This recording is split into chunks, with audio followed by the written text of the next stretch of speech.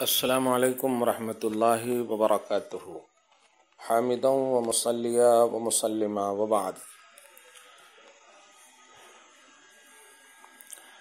سوال بڑا آسان ہے اور اس کو چونکہ نئے لوگوں کے لیے بہت سخت ہے، اور یہ آج نہیں، مطلب یہ کہ اس کے بعد بھی یہ سوال ہوں گے، ہوتے رہیں گے۔ شیعہ، دیوبندی، وہابی، یہ سب فرقے کے حوالے سے کہ یہ سب قرآن میں ہیں یا نہیں۔ سب سے پہلے جو سوال کیے ہیں کہ میں نے قرآن تلاشا اور اسی طرح سورہ حج کی لاسٹ آیت کریمہ کا حوالہ دیا ہوا سماکم المسلمین کہ اللہ نے تمہارا نام مسلمان رکھا، تو پھر یہ فرقہ کیوں؟ یہ قرآن فہمی کے خلاف ہے، صحیح قرآن نہ سمجھنے کا شاخسانہ ہے، علماء حق، علماء ربانیین سے نہ جڑنے کا شاخسانہ ہے۔ قرآن پاک میں ان کو فرقہ کہیں پر نظر نہیں آیا۔ آپ بنیادی طور پر ہی دیکھیں، اگر آپ سورہ فاتحہ ہی اگر آپ پڑھیں، الحمدللہ رب العالمین الرحمن الرحیم مالک یوم الدین ایاک نعبد و ایاک نستعین، آیت نمبر 4 تک تلاوت کرنے کے بعد جب ہم آیت نمبر 5 میں داخل ہوتے ہیں تو اللہ سبحانہ فرماتا ہے اہدنا الصراط المستقیم، یعنی خود کہتا ہے بندوں سے کہ میرے بندو اس طرح مجھ سے دعا مانگو کہ اللہ ہمیں سیدھی راہ چلا، ہمیں سیدھی راہ چلا، سیدھا راستہ چلا۔ پھر آگے اللہ پاک آیت نمبر 6 میں خود فرماتا ہے کہ صراط الذین انعمت علیہم، راستہ ان کا جن پر تو نے احسان کیا۔ یہاں پر نہیں فرمایا کہ صراط القرآن چلا، قرآن کے راستے پر چلا یا حدیث کے راستے پر چلا، نہیں فرمایا، بلکہ فرمایا خود اللہ فرما رہا ہے۔ چونکہ یہ بھائی صاحب جو سوال کیے ہیں، جو تحریر کے ذریعے سے، ان کو کہیں نہیں ملا، کہیں جانے کی ضرورت کیا تھی؟ سورہ فاتحہ میں دیکھیں، اللہ خود کہہ رہا ہے کہ تم ان کا راستہ تلاشو جن پر میں نے انعام کیا ہے۔ اب آپ کو اچھی طرح معلوم ہے کہ سورہ نساء کی آیت نمبر 69 میں آپ دیکھیں گے تو اللہ پاک نے خود انعام یافتہ بندوں کی کیٹیگری بیان فرمایا۔ ارشاد فرماتا ہے انعم اللہ علیہم من النبیین والصدیقین والشہداء والصالحین، کہ اللہ تعالی نے انعام فرمایا کن پر خود فرماتا ہے 69 میں کہ نبیوں پر، صدیقوں پر، شہداء اور صالحین پر۔ اب یہاں پر غور کریں، نبیوں پر حضرت آدم علیہ السلام سے لے کر کے حضور رحمت عالم خاتم الانبیاء والمرسلین صلی اللہ تعالی علیہ وسلم۔ صدیقوں پر، یہ جمع سب مطلب پلورل کا سنٹینس ہے، صدیق یہ سنگولر ہے، صدیقوں پر دھیان دیتے جائیں۔ اب شہداء یہ بھی پلورل ہے، شہید کا۔ صالحین نیک لوگوں پر، یہ بھی ہے، ان پر۔ اب سورہ فاتحہ کے آیت نمبر 5 کا ترجمہ کریں، اے اللہ نبیوں کے راستے پر چلا، صدیقوں کے راستے پر چلا، شہیدوں کے راستے پر چلا، نیک لوگوں کے راستے پر چلا۔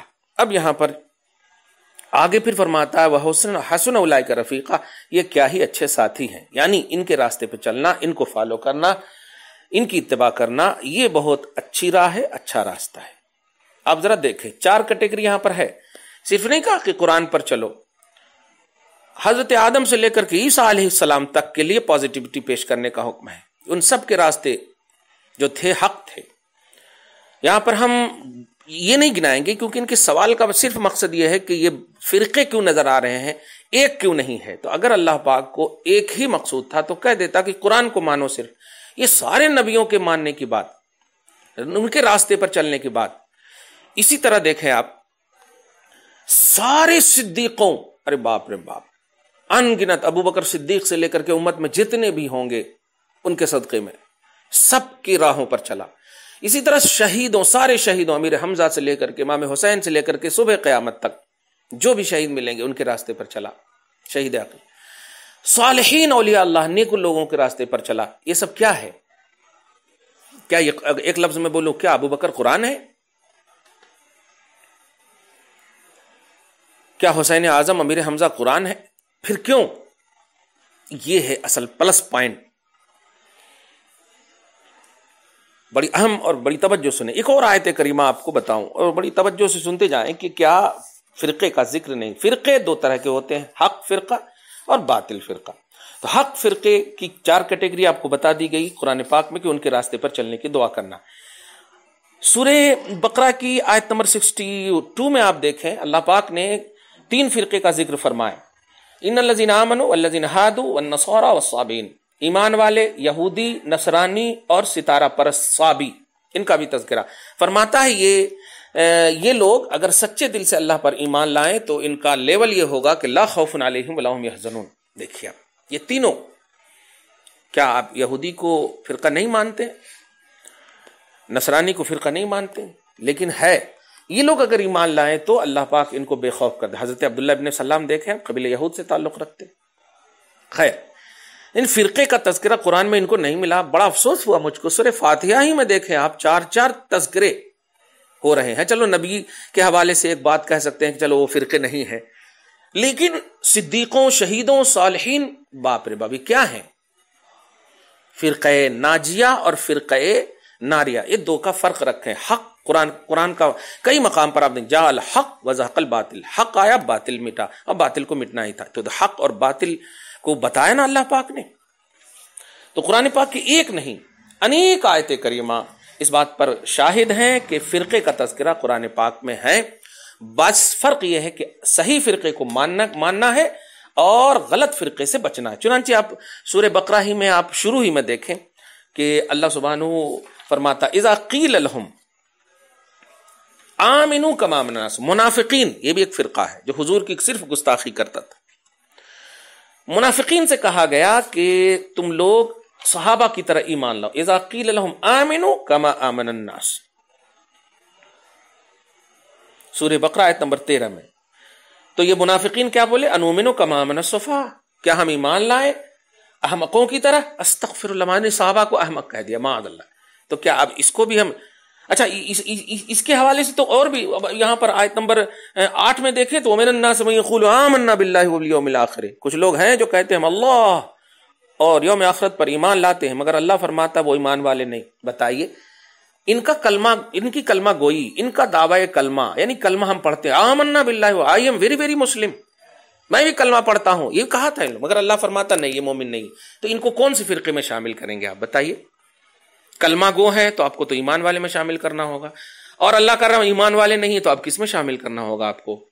یہ چیزیں قرآن پاک میں مذکور ہیں. علماء ربانیین سے جڑتے تو آپ کو بالکل معلوم ہو جاتا. اسی طرح اب اسی بیس پر آپ کو دیکھنا، اب تو قرآن پاک نازل ہونے والا ہے نہیں. آج بھی اگر نازل ہونے کا سلسلہ ہوتا نا، حضور رحمت عالم صلی اللہ علیہ وسلم بظاہر تشریف فرما ہوتے تو نازل ہونے کا سلسلہ رہتا، ضرور نازل ہوتا. شیعہ کے حوالے سے بھی، یہود کے، دیوبندی، وہابی، سب کے حوالے سے نازل ہوتا. قرآن یعنی احکام الہیہ نازل ہونا بند، کمپلیٹ اسلام. تو اب اسلام کے بیس پر دیکھیں گے کہ جن فرقوں کو اللہ پاک نے جن کی مذمت کی، جن کا رد کیا، اس کا بیس کیا تھا؟ تو بیس تھا نبی کو نہ ماننا، نبی کی ریئلٹی کو تسلیم نہ کرنا، نبی کی عظمت کا انکار کرنا، نبی کا مطلب نبی نبوت کی شان کو نہ ماننا، اپنی طرح سمجھنا، علم غیب کا انکار کرنا، اختیارات کا انکار کرنا. یہ سب پہلو تھے وہاں. چنانچہ آپ سورہ توبہ کے آیت نمبر 66 میں دیکھیں گے تو علم غیب کے انکار کرنے والے کو خود اللہ پاک فرما رہا کہ تمہارا ایمان پہلے تھا لیکن اب تو نے نبی کے علم کا مذاق اڑایا، تو لا تعتذروا قد کفرتم بعد ایمانکم، اب بہانے مت بناؤ، تمہارے ایمان کے بعد تم کافر ہو چکے. بتا ایمان تھا لیکن اب کس میں داخل کر دیا؟ فرقہ کافرہ، کفر والے فرقے میں داخل کر دیا. تو قرآن پاک میں تو 2 فرقے کا خصوصاً تذکرہ ہے، اب ایمان والے کا اور غیر ایمان والے کا. لیکن غیر ایمان والے کچھ ایسے بھی ہیں جن کو ایک دم ایمان کا دعویٰ قرآن پاک نے بھی ذکر کیا، ایمان تسلیم بھی کیا تھا، لیکن توہین رسالت کی وجہ سے، حضور کو نہ ماننے کی وجہ سے، قرآن کا انکار کرنے کی وجہ سے، صاحب قرآن محمد رسول اللہ صلی اللہ علیہ وسلم کا انکار کرنے کی وجہ سے اللہ پاک نے رد کر دیا اور فرقہ کفر میں، کافر کے فرقے میں داخل فرما دی. تو فرقہ کا مطلب کیا سمجھتے ہیں؟ فرقہ کا مطلب جماعت. قرآن میں سینکڑوں لکم دینکم ولی دین، کس کو کہا جا رہا؟ کافروں کو. ایک کافروں، تمہارا دین تمہارے لیے، میرا دین میرے لیے. منافقین کس کا ذکر میں کون ہے؟ یہ منافقین یاد رکھیے گا مشرک کو نہیں کہتے، کلمہ پڑھنے والے کو کہتے ہیں. زبان سے جو کلمہ پڑھے اور دل سے انکار کرے، دل سے جو انکار کرے. آپ نے سورہ حج کو نہیں سمجھا، ہوا سماکم المسلمین. یہ بتائیے قرآن پاک جو نازل ہوا حضور پاک صلی اللہ علیہ وسلم پر، تب قرآن پاک میں جب نازل ہوا تو حضور کو کہنا چاہیے نہ کہ صحابہ کرام کی جماعت تمہارا نام اللہ نے مسلمان رکھ دیا ہے، اب تم جو ہے نام نہیں رکھنا. تو پھر میں حضور ہی سے پوچھتا ہوں یا رسول اللہ پھر حسین آپ نے نام کیوں رکھا، حسن نام کیوں رکھا، فاطمہ کیوں نام رکھا؟ سب کا نام مسلمان رکھ دیتے آپ کیونکہ قرآن میں مسلمان نام ہے. یہ لاجک کی کمی، اسلامی لاجک کی کمی، اسلامی سینس کی کمی سے یہ سب ہوتا ہے. دیکھیے قرآن پاک بیس آف اسلام، معیار اسلام، حدیث پاک معیار اسلام، اس بیس پر، اس کے معیار پر اترتے ہوئے آپ کو دو لفظ کہہ دوں کہ حق سے ریلیٹڈ جو بھی چیز ہوگی، نام جو بھی رکھا جائے اس کا وہ ایکسپٹڈ ہوگی، اور باطل سے ریلیٹڈ جو چیز ہوگی، نام جو بھی رکھا جائے اس کا وہ ریجیکٹڈ ہوگی. ایک دم صاف بات، ایک دم کلیئر کہہ دوں. جابر کا معنی ہوتا، آج تو انڈیا میں بہت اچھے سمجھتے ہوں گے، جابر کا معنی کیا ہوتا؟ جابر بادشاہ. لیکن حضرت جابر ابن عبداللہ رضی اللہ تعالیٰ عنہ کون نہیں جانتا؟ آج رضی اللہ تعالیٰ عنہ بول رہے ہو آپ، ان کو کیوں بول رہے ہو؟ نام سے مطلب آپ کو نہیں ہے. کیوں؟ اس لیے کہ حضور کے ماننے والے، حضور کی عظمت کا اقرار اعتراف کرنے والے گستاخ نہیں.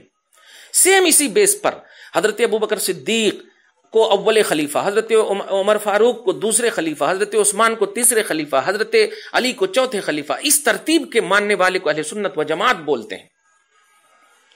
اہل سنت و جماعت بولتے ہیں. یہ ہے مطلب علامت، یہ ہے نشانی، یہ ہے سچوں کی نشانی، یہ ہے پہچان، اور ہر دور میں پہچان رہی ہے، ہر دور میں پہچان رہی. یاد رکھیے ہر دور میں علامتیں پہچان رہی.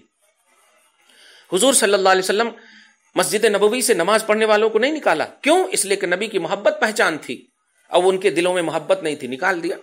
تو پہچان اور علامتیں جو ہے ہر دور میں، آپ اپنے گھر کا نام قادری منزل رکھتے ہو، ایڈریس میں بھی لکھتے ہو قادری منزل بھیج دو، تو علامتیں اور پہچان جو ہے ہر دور میں رہی ہے. حضور پاک صلی اللہ علیہ وسلم کے اوپر قرآن اترا، اور آپ نے جس آیت حج کو پیش کیا اس میں مسلمین کا لفظ ہے بے شک، کہ لوگو تمہارا نام مسلمان رکھا اللہ نے. تو پھر حسین کیوں رکھا گیا نام، حسن کیوں رکھا گیا، صحابہ کرام کا نام، سب کا نام مسلمان کیوں نہیں؟ یہ ہے اصل پلس پوائنٹ. نام رکھ دینے سے ان کے مسلمان ہونے پر اثر نہیں پڑا جو نبی کے چاہنے والے ہیں. بس خلاصہ یہی کہ نبی کی محبت جو کریں گے وہ مسلمان ہیں، قرآن کے اعتبار سے بھی اور حقیقت کے اعتبار سے بھی. اور مسلمان ہونے کا صرف جو دعویٰ کریں گے اور محبت نہیں تو وہ نام کے مسلمان ہیں، وما ہم بمؤمنین، مومن نہیں.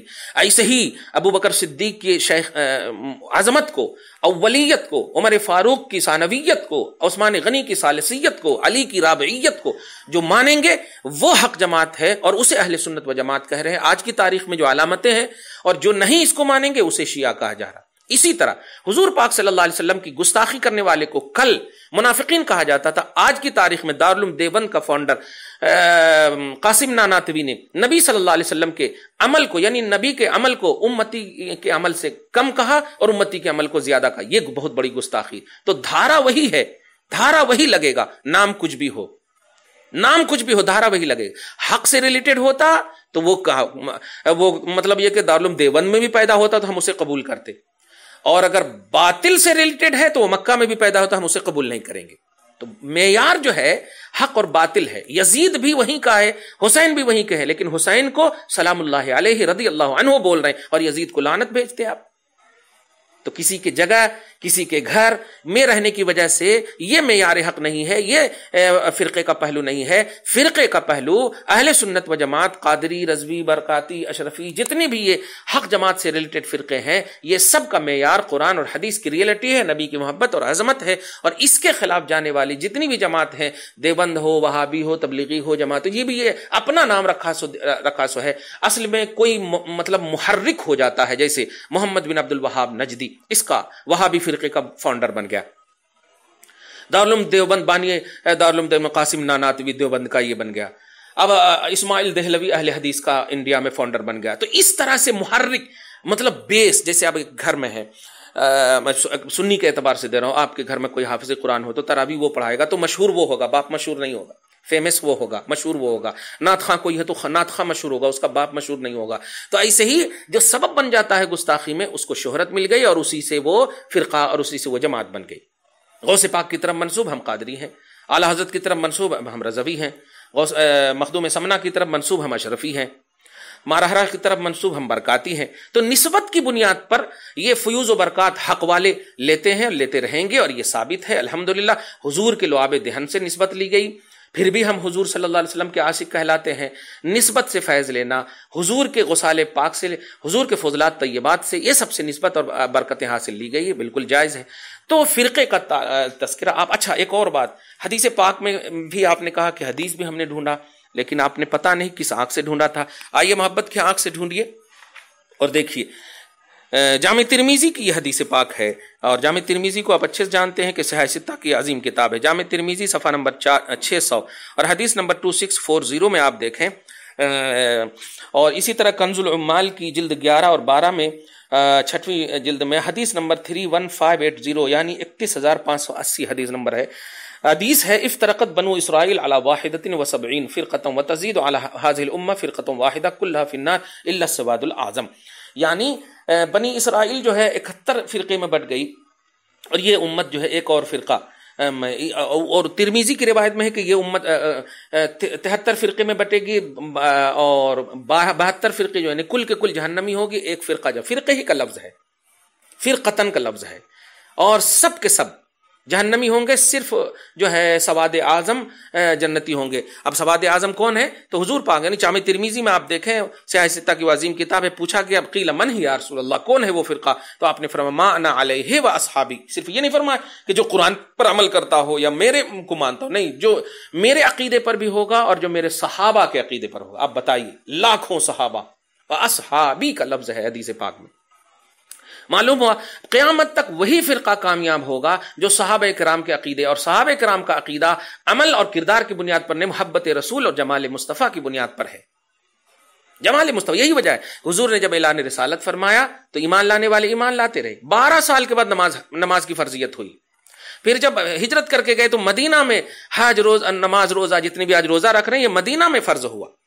پلرس آف اسلام صرف مکہ میں ایک، وہ بھی نماز، وہ بھی 12 سال کے بعد. تو 12 سال سے پہلے جو صحابہ ایمان لائے کیا کرتے تھے؟ کیا کہیں گے؟ کون سا فرقہ تھا؟ نمازی، حاجی، روزہ داری؟ نہیں، کوئی فرقہ نہیں. وہ نبی صلی اللہ علیہ وسلم کے محبت والا فرقہ جنہیں صحابہ کرام کے نام سے. تو وہ صحابہ کرام جو نماز کی فرضیت سے پہلے بھی صحابہ اور کامیاب رضی اللہ عنہم ورضوا عنہ، اللہ ان سے راضی اور وہ اللہ کی نعمتوں سے راضی. خلاصہ یہ کہ قرآن میں بھی ہے اور حدیث میں بھی ہے. اللہ پاک آپ کو، ہم سب کو قرآن اور حدیث کی ریئلٹی کو سمجھ کی توفیق نصیب فرمائے، علماء سے جڑنے کی توفیق نصیب فرمائے. والسلام علیکم.